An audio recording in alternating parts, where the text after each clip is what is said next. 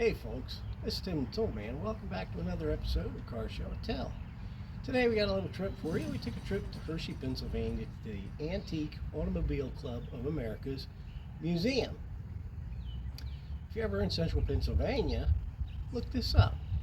There's a lot of things to do in central PA, and if you're into cars, this might want to be a spot that you put on your list of places to stop. So, we're going to go have a look inside. Let's see what we can find. It's got a fantastic collection of brass era automobiles like this DuPont.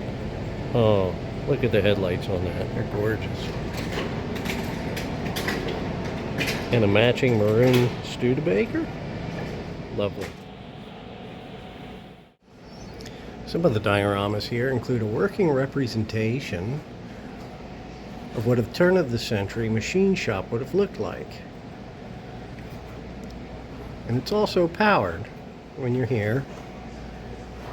There's a display panel that you can use to operate an electric motor and power the equipment the way it would have been when this type of shop was in use. Some of the more interesting displays that I find here, if you're as large a fan of engineering as I am, are the operating cutaway display, such as these. This is an operating cutaway of a Stearns Knight sleeve valve engine, which utilized two sleeves in the cylinder to open and close the ports, allowing fresh air and fuel in and exhaust out. There's an interactive exhibit which I think is interesting, and you can learn about the evolution of headlamps from the conception of automobiles up through modern day. And they have a simulated assembly line experience for the kids to grab pieces and parts and put together their own little wooden car.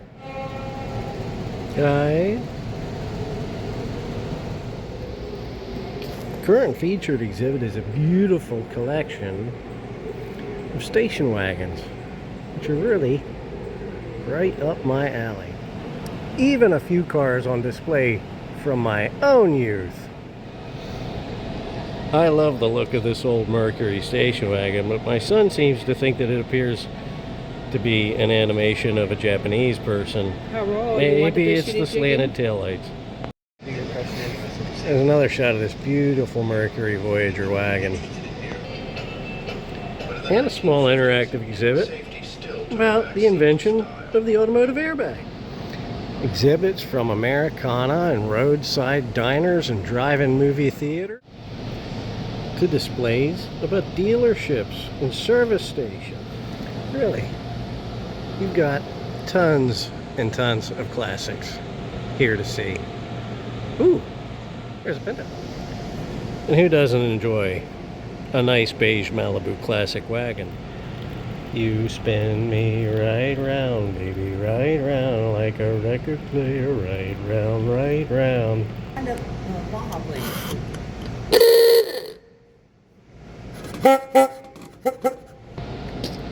Who remembers trying to dodge these things when you were a kid?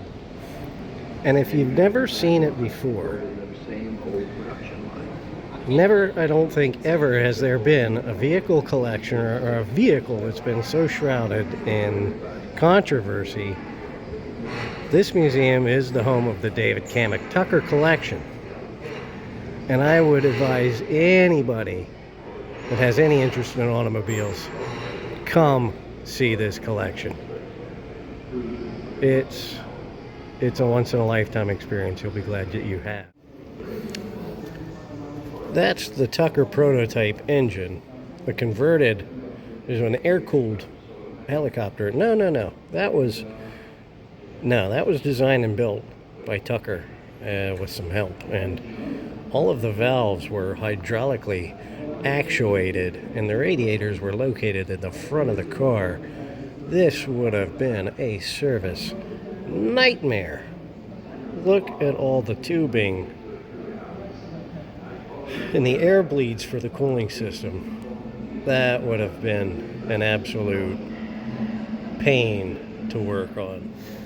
If you've ever seen the 1988 film with Jeff Bridges called Tucker, A Man in His Dream, you might notice that there are a lot of Tucker cars used in the film, and none of them, as far as I know, were actual Tuckers. They were all fiberglass reproductions, and they actually have one of those reproductions from Lucasfilm in the museum. But while that's interesting, it's not nearly as interesting as the actual Tucker that's located beside it.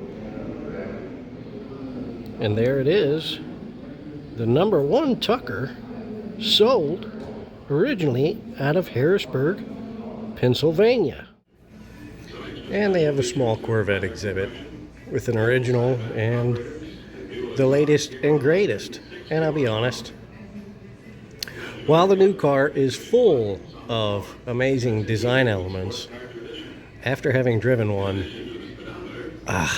it's just missing a proper stick shift. If it had a proper stick shift, I'd be all about it. But I like driving it, but it just missed that essential element. And they have an interactive train display that kids really enjoy. We got a great hall that's devoted to old motorcycles. If you're a big fan of Swedish-built motorcycles, this is the place to be. I've never seen so many Huskies in the same place. And if you got a dime, they got 3 things. the jukebox in the diner even works. They all got different selection. I like the song you picked. I picked this one. Yeah. And there's a lower floor with more vehicles and buses and other exhibits for you to take part in. This 65 GTO is a gorgeous example, finished in black with a black convertible top and red interior. You could even call this one Mephistopheles. Also another great local museum if you're in the area is the Eastern Museum of Motor Racing, located on Route 11 and 15 south of Dillsburg. If you enjoy sprint cars and sprint car racing, that's another great facility that I absolutely advise you to go and check out. Well guys, thanks for watching along. And as you can see, there's a lot of stuff inside of there that you can see and do. But most importantly, there's a lot of stuff in there that you guys can learn. Even if you've been a long time hobbyist like myself, there's always something to learn in there. So, and don't be afraid to come back and visit it a few times, because, you know, like all museums, the exhibits rotate and change over time. It's been a while since I've been in here, and it's always different every time I come back. So, hope you guys put it on your list, and thanks for watching along. If you liked what you saw today, feel free to like, subscribe, ring the bell, and all that jazz. Hope you guys had a good time. Thanks for watching. Take care.